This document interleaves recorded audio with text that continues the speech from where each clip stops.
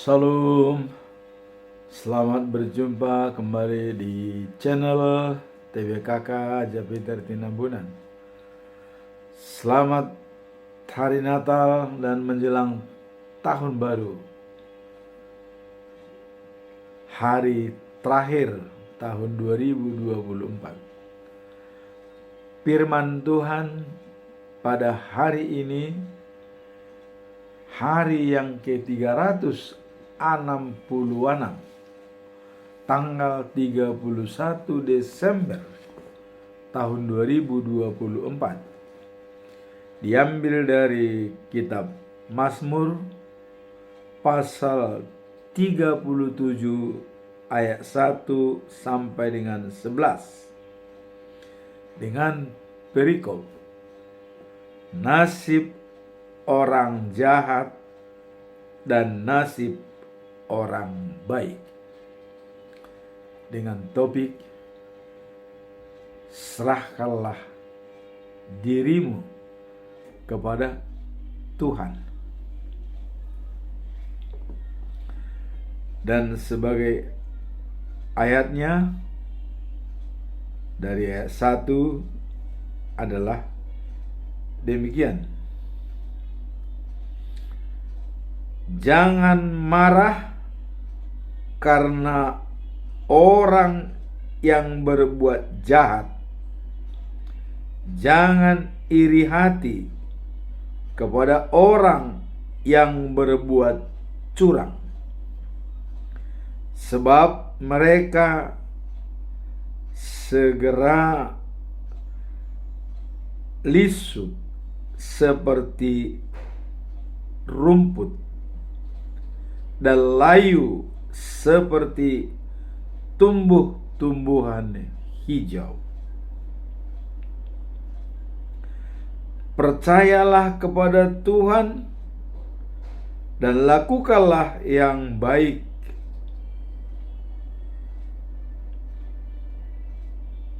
Diamlah di negeri dan berlakulah setia. Dan bergembiralah karena Tuhan, maka Ia akan memberikan kepadamu apa yang diinginkan hatimu. Serahkanlah hidupmu kepada Tuhan dan percayalah kepadanya, dan Ia akan bertindak. Ia akan memunculkan kebenaranmu seperti terang dan hakmu seperti siang. Berdiamlah,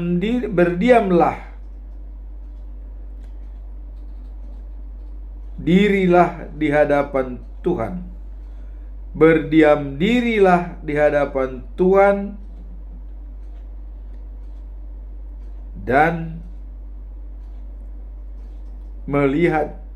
muliakanlah Dia. Jangan marah karena orang yang berhasil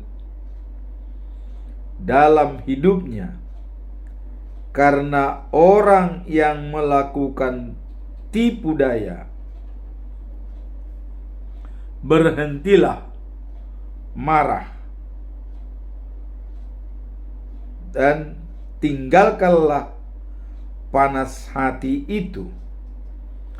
Jangan marah, itu hanya membawa kepada kejahatan. Sebab orang yang berbuat jahat akan dilenyapkan, tetapi orang-orang yang menanti-nantikan Tuhan akan mewarisi negeri. Karena sedikit waktu lagi, maka lenyaplah orang fasik. Jika engkau memperhatikan tempatnya, maka ia sudah tidak ada lagi. Tetapi orang-orang yang rendah hati akan mewarisi negeri dan bergembira karena kesejahteraan yang berlimpah-limpah. Itulah khotbah pada akhir tahun 2024. Kemudian kita lihat dalam prakhotbah atau epistel yang diambil dari 1 Petrus pasal 5 ayat 6 sampai 11. Kawanan domba Allah. Sebab itu rendahkanlah dirimu di bawah tangan Allah yang kuat, supaya Ia meninggikan kalian kalau sudah waktunya. Serahkanlah segala kekhawatiranmu kepada Allah, sebab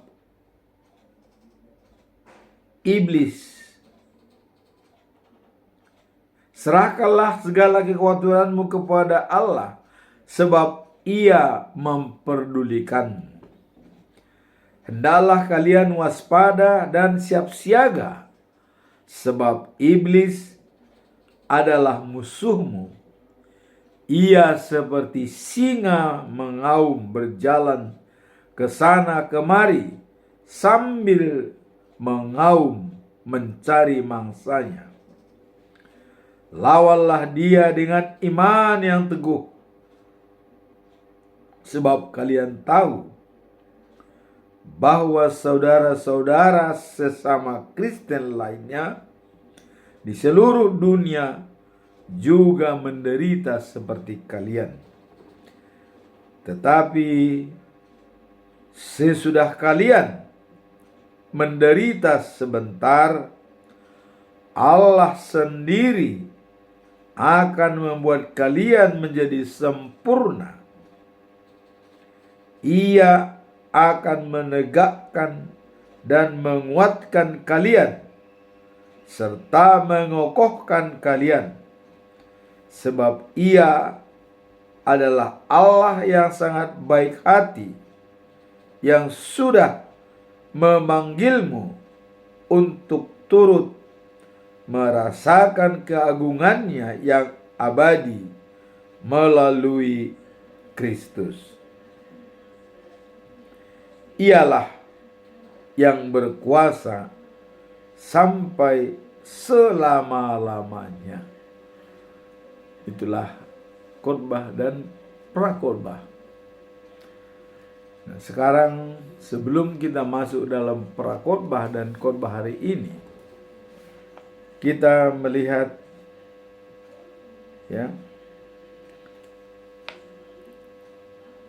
topik pada bulan Desember yang ditetapkan selama 1 bulan dengan topik kenakanlah perlengkapan senjata terang. Dijabarkan dalam Yohanes pasal 1 ayat 9. Terang yang sesungguhnya yang menerangi setiap orang sedang datang dalam dunia. Dikatakan sedang datang dalam dunia.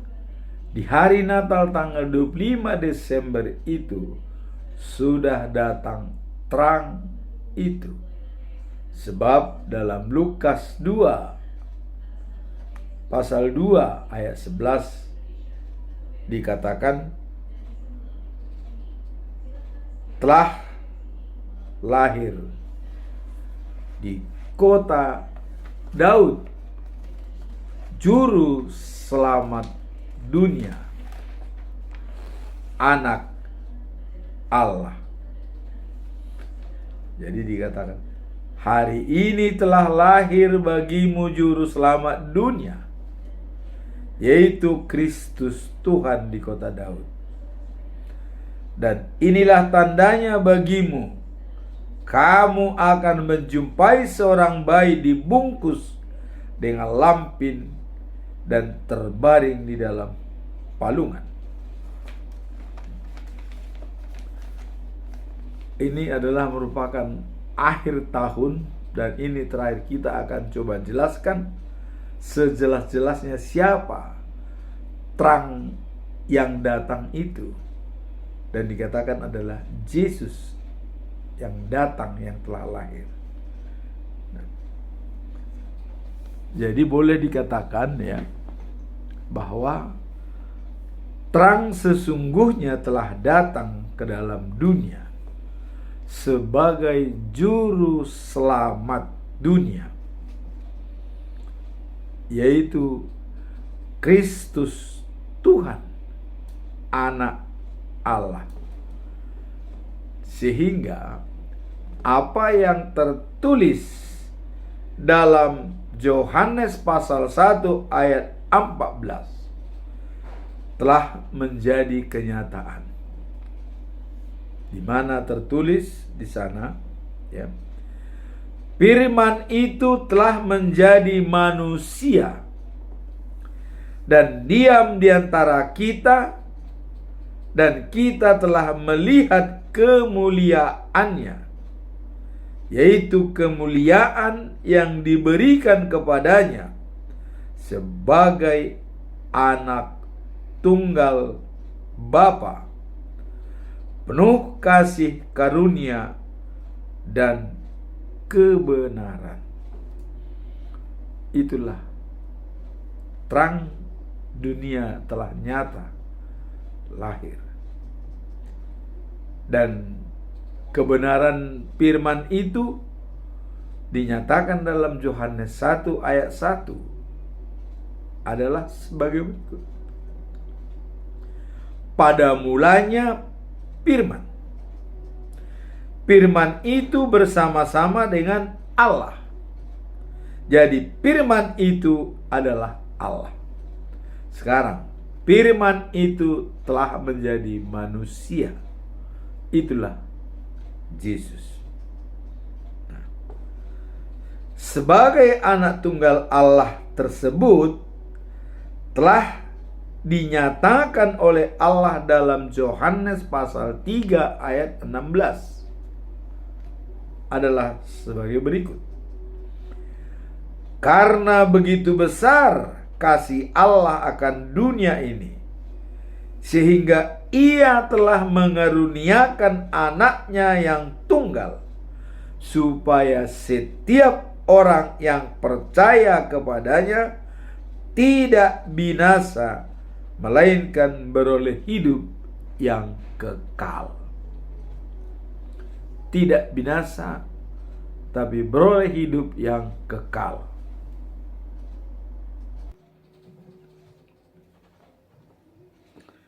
Dalam perjalanan waktu Yesus berumur 8 hari, Dia disunat sesuai dengan aturan agama Yahudi dan diberi nama resmi, yaitu Yesus, sesuai dengan nama yang dinubuatkan oleh malaikat Gabriel kepada Maria. Yesus namanya. Dan dia setelah 8 hari disunat dan diberi nama Yesus. Dan ketika genap 8 hari dan ia harus disunatkan, ia diberi nama Yesus, yaitu nama yang disebut malaikat sebelum dikandung ibunya Maria.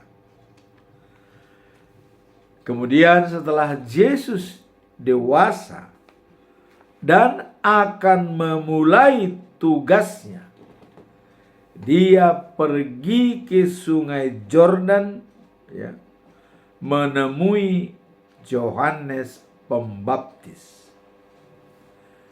Dia meminta untuk dibaptis oleh Yohanes. Pada saat itu dia kira-kira berumur 30 tahun. Dalam Injil Lukas pasal 3 ayat 23, ya, ketika Yesus memulai pekerjaannya, ia berumur kira-kira 30 tahun. Dan menurut, ya, anggapan orang, ia adalah anak Yusuf, anak Eli. Tapi ayat ini menjelaskan bahwa Yesus dibaptis pada usia 30 tahun.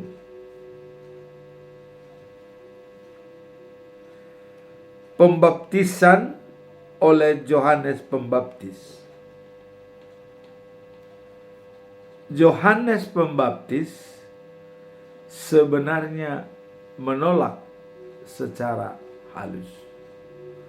Saya tidak berhak membaptis Bapa, katanya. Tapi Yesus mengatakan, biarlah saat ini, supaya apa yang tertulis dalam Alkitab itu terjadi. Maka Yohanes membaptis Yesus. Dalam hal baptisan kudus yang diberikan oleh Yohanes kepada Yesus, tidak hanya simbolis tetapi juga menandai dimulainya pelayanan publik dan sekaligus pelantikannya oleh Allah sebagai anak Allah, ya, yang dikasihi dan memberikan sepenuhnya tanggung jawab, ya, Yesus sebagai perwujudan daripada Allah di dunia ini. Jadi dia hanya simbolik saja, tapi juga adalah memulai pekerjaannya di dunia ini sebagai anak Allah.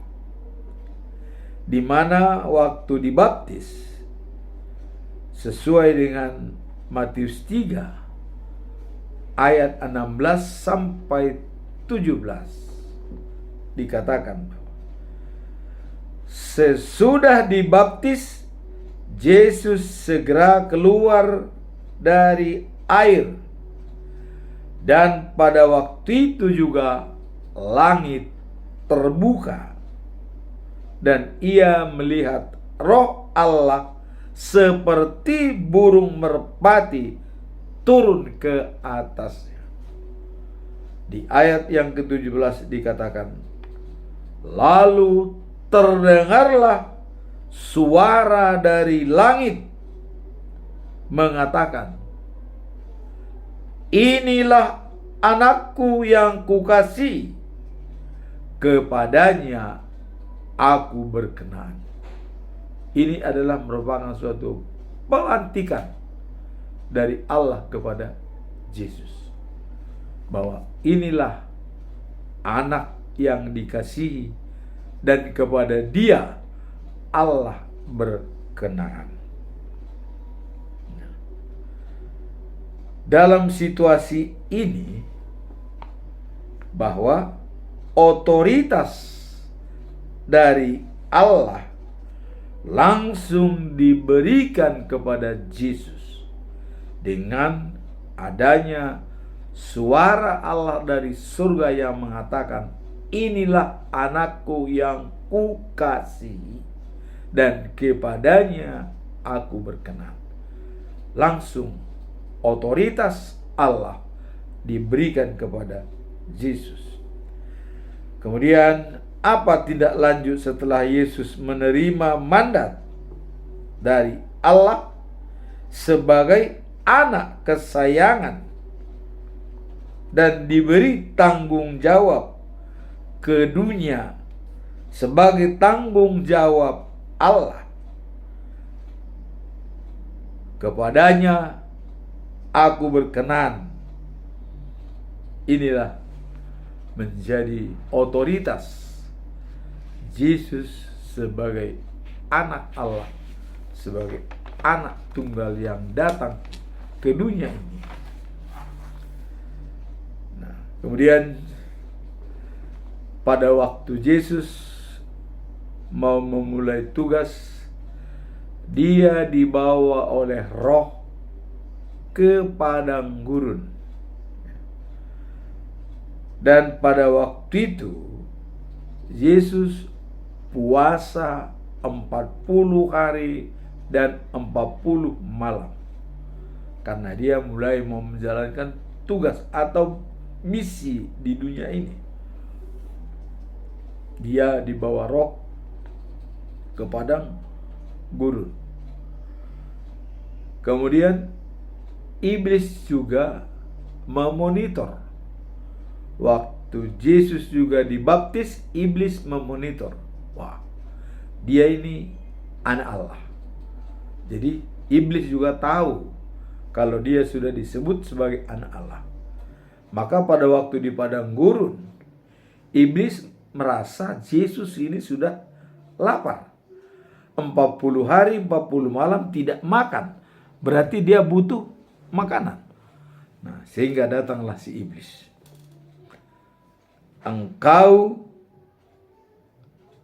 Jika engkau anak Allah, ini kata iblis, perintahkanlah supaya batu ini menjadi roti.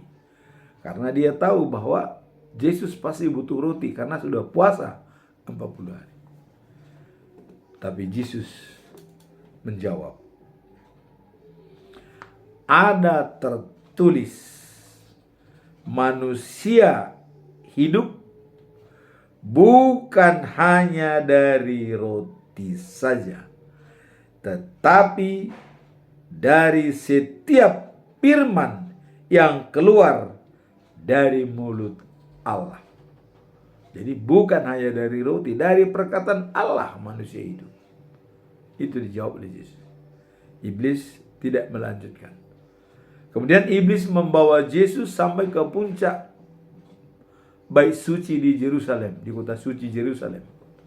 Dan dia di atas, engkau anak Allah bukan? Loncatlah dari atas, sebab ada tertulis, malaikat-malaikat akan menangkapmu dan kamu tidak akan sampai jatuh ke bawah. Ini kata si iblis. Yesus juga menjawab, ya. Yesus mengatakan bahwa ada tertulis dalam Alkitab, janganlah engkau mencobai Tuhan Allahmu. Jadi jangan mencobai Tuhan Allah, karena Allah adalah satu-satunya yang harus disembah. Keluaran, ya, pasal 20, ya. Nah, jadi hanya satu-satunya Allah, ya.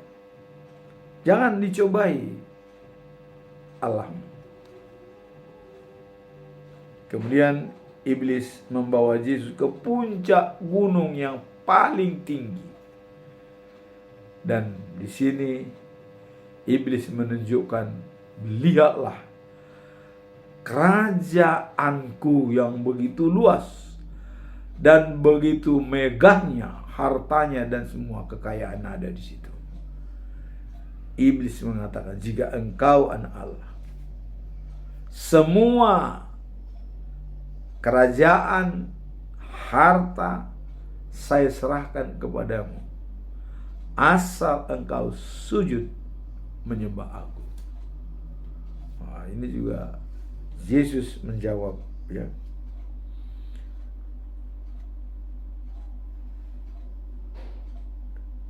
setelah dikatakan oleh iblis bahwa semua akan diberikan, Yesus menjawab, enyahlah kau iblis, sebab ada tertulis,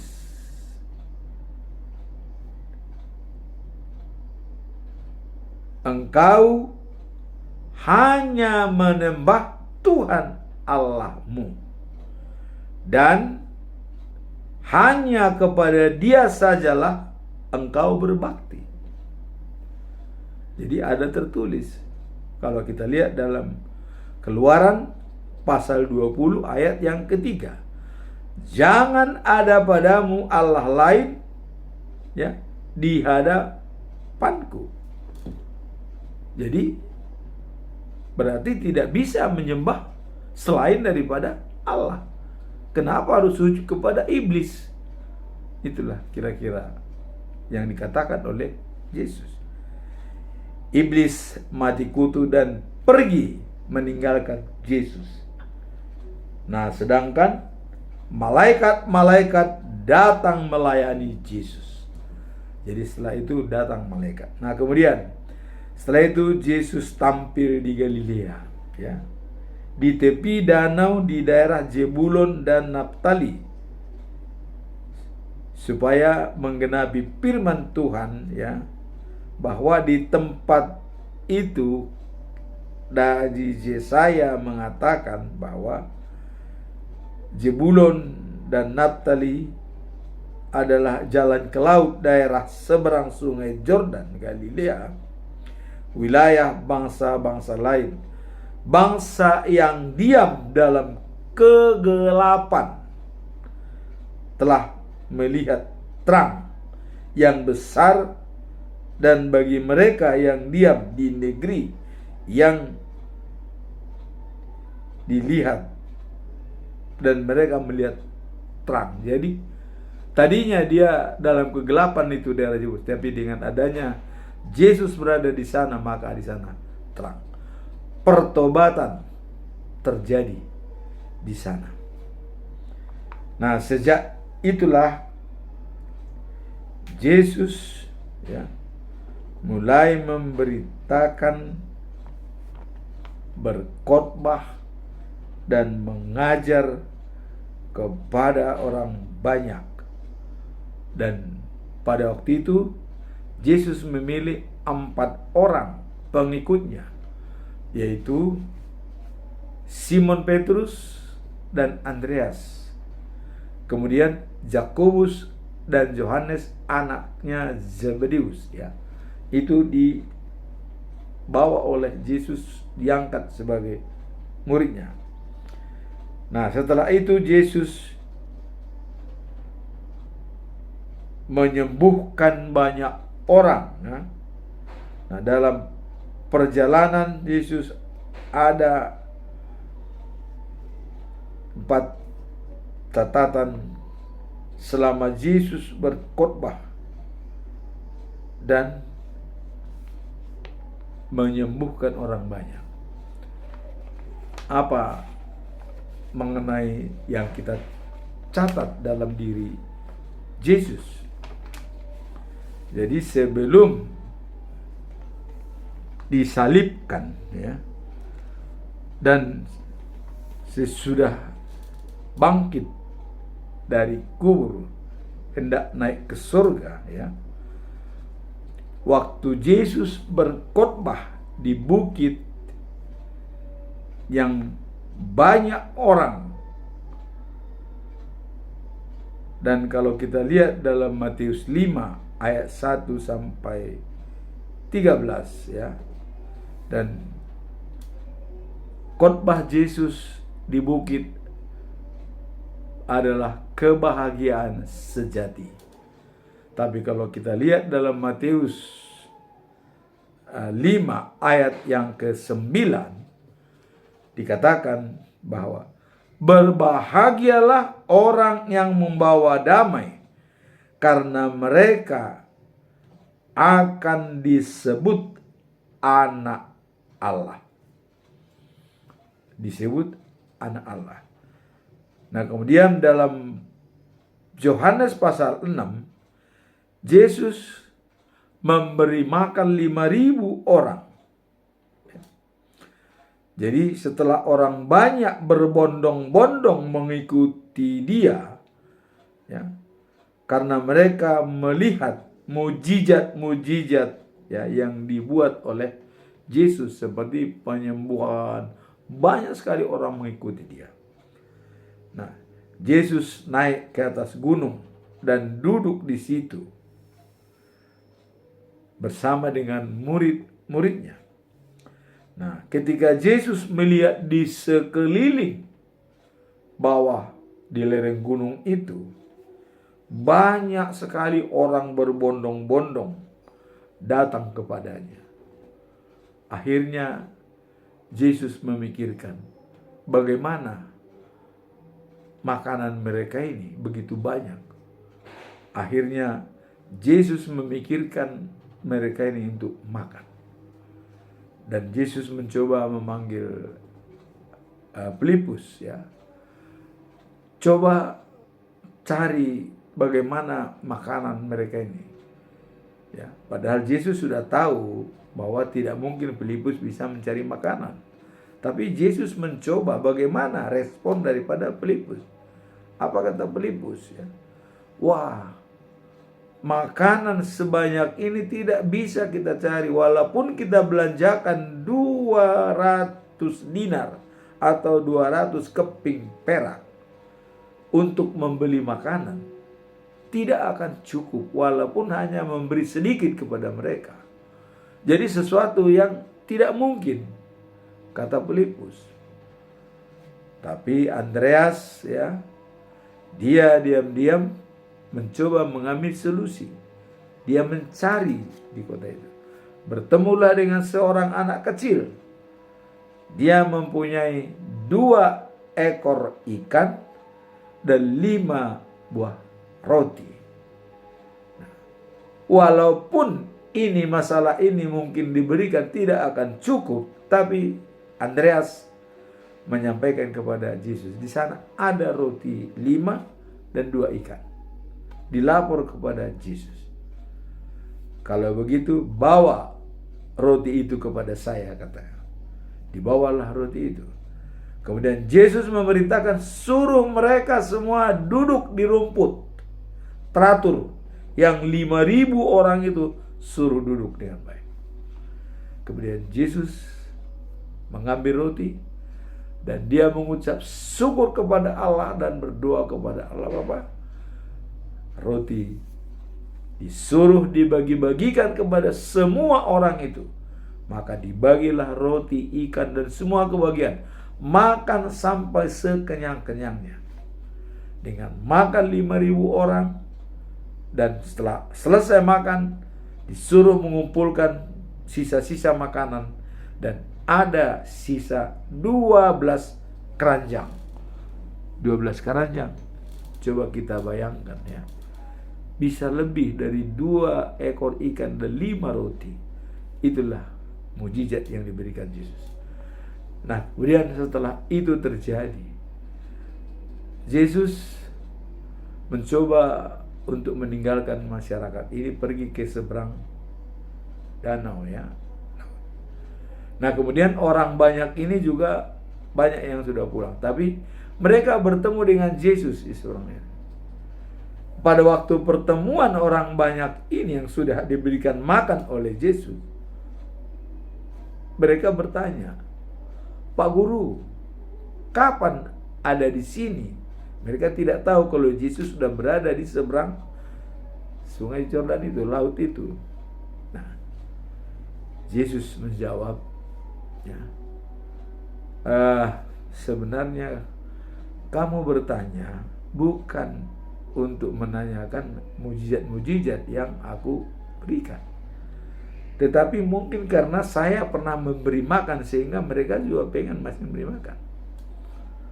Tapi Yesus langsung menjawab kepada mereka, saya katakan, kalian cobalah bekerja, jangan hanya mencari makanan yang bisa habis dan bisa basi.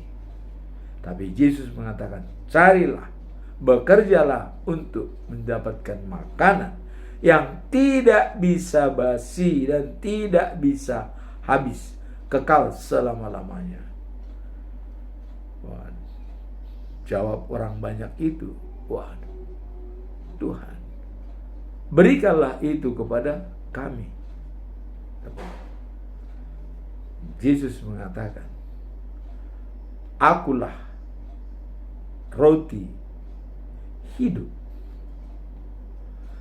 Datang kepadaku tidak akan kelaparan. Percaya kepadaku tidak akan haus. Kekal selama-lamanya. Yohanes 6 ayat 35. Setelah itu dikatakan kepada orang banyak itu, mereka mulai mengerti bahwa Yesuslah roti hidup yang sebenarnya. Nah, kemudian lanjut peristiwa lain, ya, di mana Yesus mengatakan, akulah terang. Akulah terang dunia. Itu disebutkan dalam Yohanes pasal 8 ayat ke-12. Jadi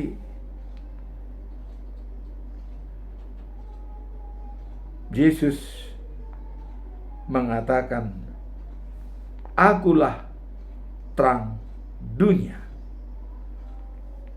Barang siapa, ya, mengikuti aku, dia tidak akan berjalan dalam kegelapan, dan dia akan menjadi terang.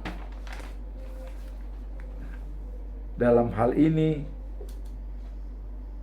Yesus tadi juga dikatakan bahwa kenakanlah perlengkapan senjata terang, dan sesungguhnya terang yang menerangi setiap orang sedang datang dalam dunia. Yesus datang.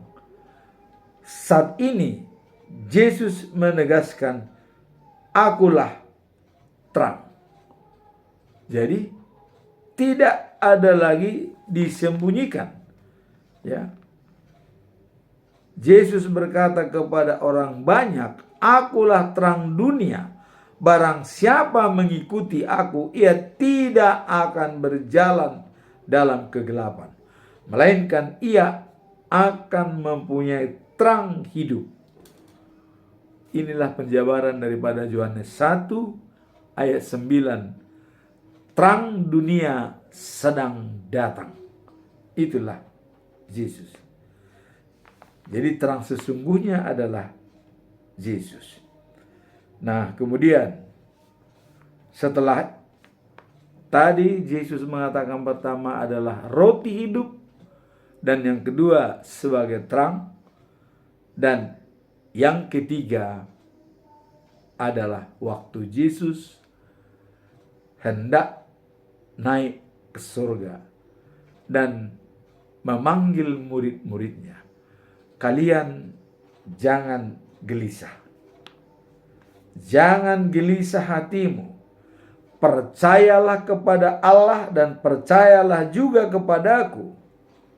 Di rumah Bapa banyak tempat tinggal.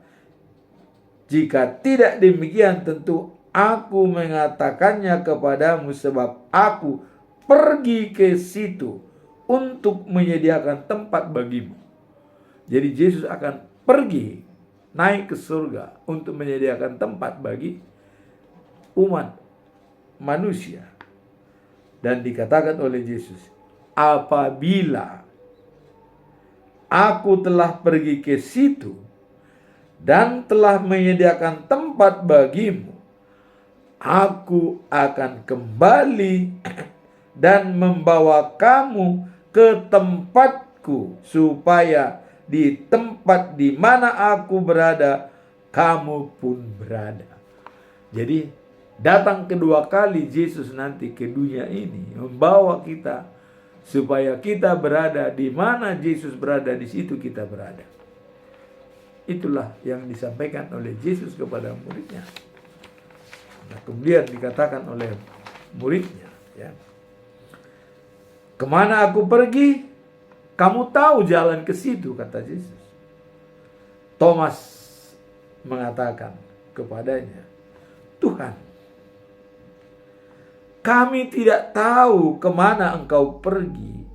Jadi bagaimana kami tahu jalan ke sana? Ini kata Thomas.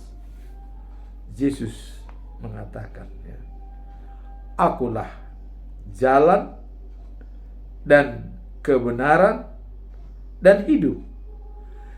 Tidak ada seorang pun yang datang kepada Bapa kalau tidak melalui aku.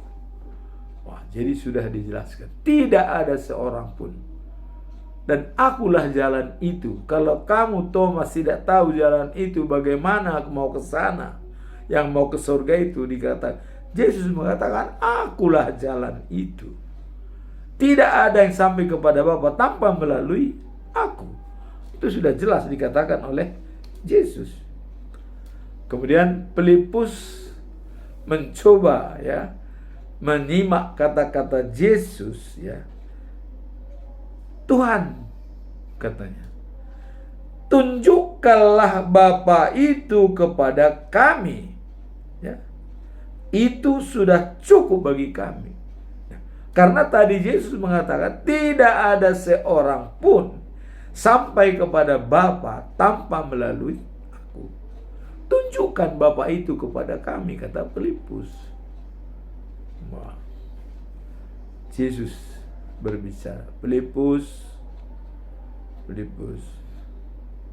kau sudah lama bersama aku, bukan? Tapi masih belum mengenal saya. Siapa saya ini? Wah, jadi belum mengenal Yesus. Siapa Yesus? Padahal pada waktu dia dilantik, setelah dibaptis, dilantik oleh Allah. Inilah anakku yang kukasihi dan kepadanya aku berkenan. Artinya Allah sudah berada di dalam Yesus. Filipus belum tahu ternyata bahwa Yesus itu adalah Tuhan. Maka Yesus mengatakan, Filipus, melihat aku sama dengan melihat Bapa. Jadi berarti Bapa itu sama dengan aku. Kalau sudah melihat aku sama dengan melihat Bapa, tidak ada lagi disaksikan.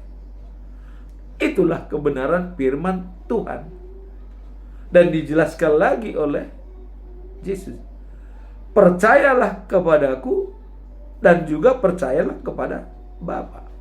Sebab aku bersatu dengan Bapa, Bapa bersatu dengan aku. Artinya aku di dalam Bapa, Bapa di dalam aku sama dengan Bapa. Itu kira-kira.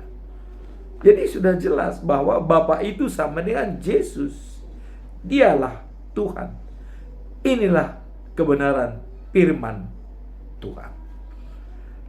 Jadi dapat kita simpulkan dari persoalan ini, kedatangan Yesus ke dunia ini, ya, dalam melengkapi semua penjabaran dan pemberitaan firman Tuhan dari Dia.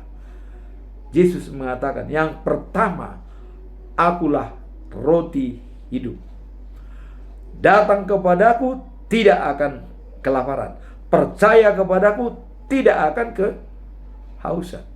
Haus dan lapar dijamin oleh Yesus, tetapi itu adalah spiritual kita, life after life di New Jerusalem, kekal dan abadi. Itu yang dijamin oleh Yesus. Jadi bukan mencari makanan yang bisa basi dan bisa habis. Tadi dikatakan jangan kau hanya bekerja untuk mencari makanan yang bisa habis dan bisa basi, tapi carilah makanan yang tidak bisa habis, yaitu percaya kepadaku dan datang kepadaku. Inilah yang pertama. Kemudian bagaimana kita bisa bersinar? Yesus mengatakan, akulah terang dunia. Siapa yang mengikuti aku tidak akan berjalan dalam kegelapan. Karena kegelapan itu adalah kuasa iblis. Yesus mati disalibkan atas kuasa iblis. Tapi Yesus bangkit dari antara orang mati, itulah kuasa Allah. Ya. Jadi kuasa terang itu ada pada Yesus. Akulah terang dunia. Dia yang menerangi segalanya.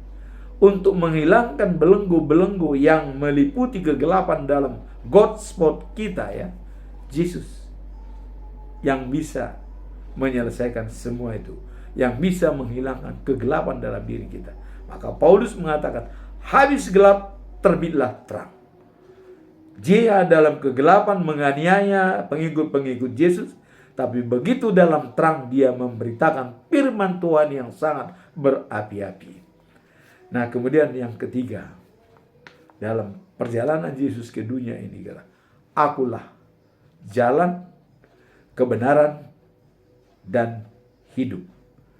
Tidak ada bisa sampai kepada Bapa tanpa melalui aku. Kenapa dikatakan tanpa melalui? Karena Yesus itu sendiri adalah Bapa. Melihat aku, melihat Bapa. Aku bersama dengan Bapa, Bapa bersama dengan aku. Jadi sudah jelas, ya. Nah, itu yang ketiga. Kemudian yang keempat, Yesus adalah kebenaran firman Tuhan. Bahwa kebenaran firman Tuhan itu adalah Yesus sama dengan Bapa, sama dengan Tuhan. Itulah kebenaran firman Tuhan. Kalau orang tidak memahami hal itu, dia belum bisa membaca kebenaran firman Tuhan. Nah, sekarang kita masuk dalam perikop hari ini, ya. Perikop hari ini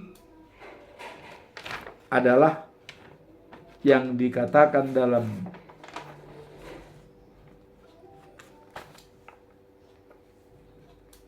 Markus pasal 37 ayat 1 sampai dengan 11. Apa makna perikop dalam hal ini?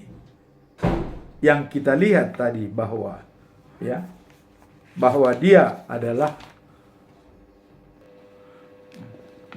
dalam perikop hari ini tadi kita lihat, yaitu Mazmur pasal 37 ayat 1 sampai dengan 11. Nasib orang jahat dan nasib orang baik. Antara yang jahat dan yang baik ada dua, ya. Nah, di sini tadi katakan, jangan marah karena orang yang berbuat jahat, ya. Jangan iri hati kepada orang yang berbuat curang. Di sini perlu kerendahan hati, sebab mereka segera lisut seperti rumput dan layu seperti tumbuh-tumbuhan hijau.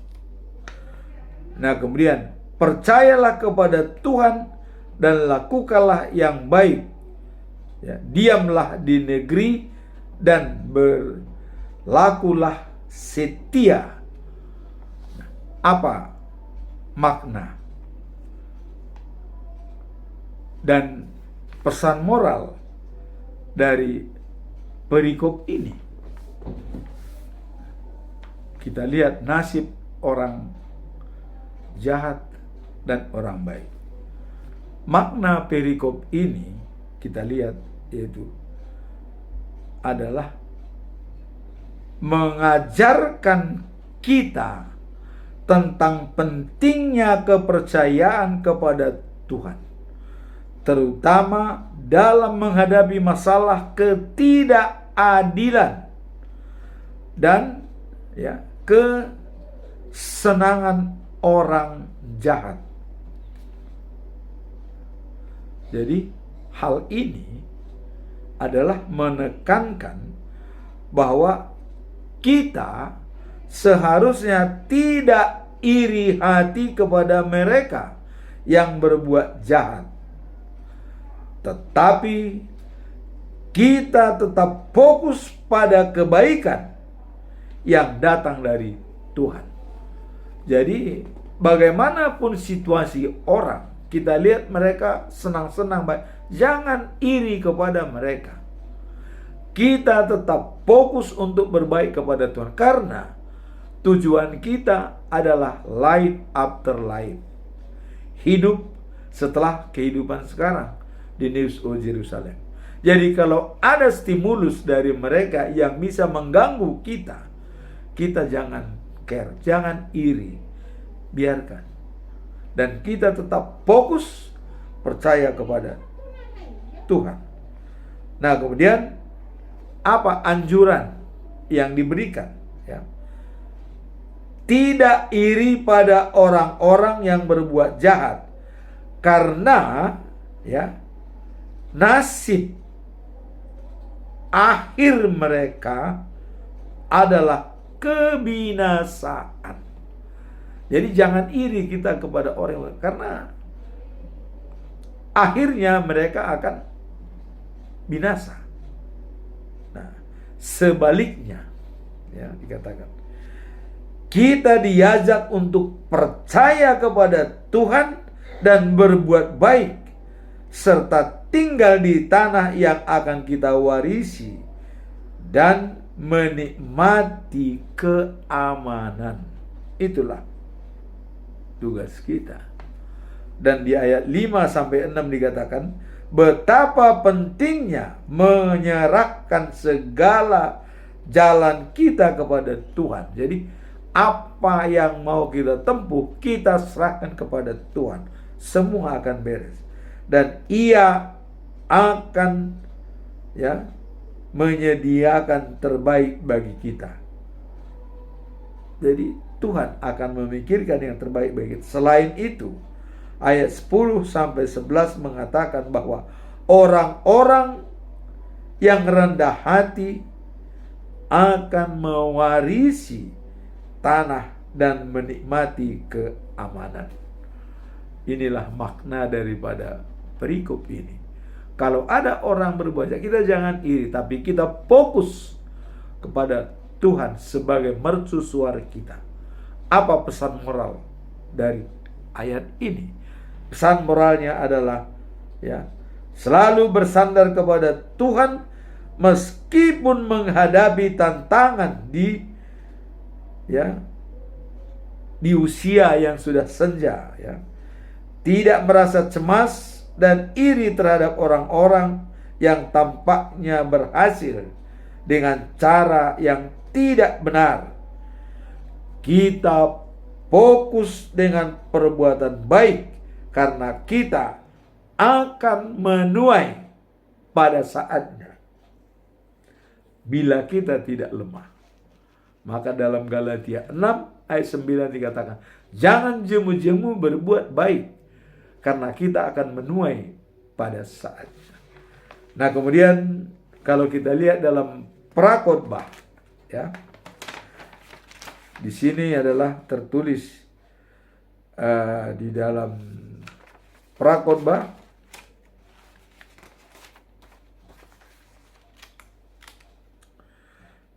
Satu Petrus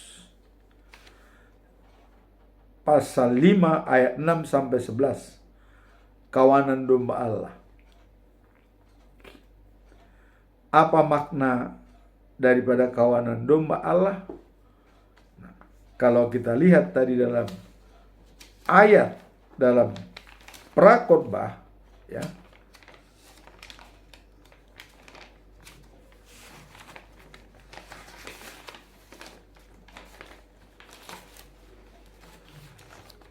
kita lihat tadi, ya.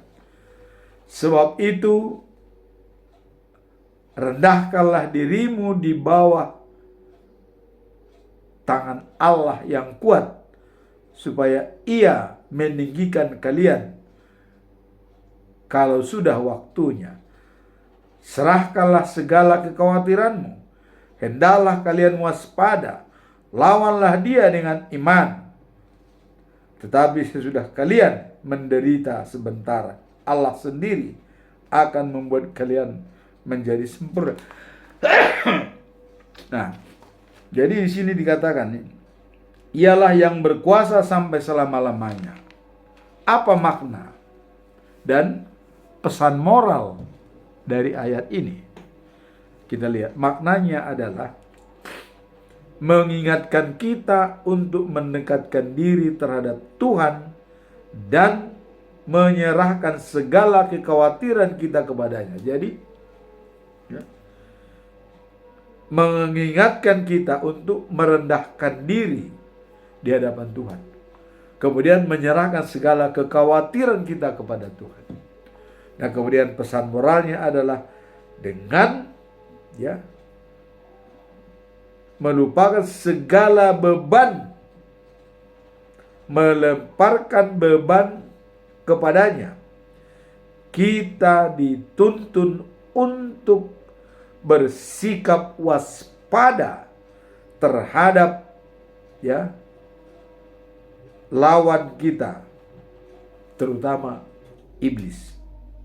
Nah, dengan demikian maka Allah, sumber segala karunia, akan memulihkan kita dengan kasih-Nya. Inilah pesan pada kita pada akhir tahun ini. Kita diminta tetap bersandar kepada Tuhan dan bisa melawan si iblis.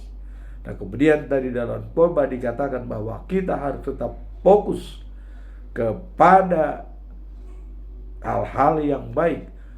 Jangan iri melihat kebaikan-kebaikan orang yang didapat dari kecurangan. Artinya dalam tahun 2025 kita fokus dengan tujuan kita, life after life.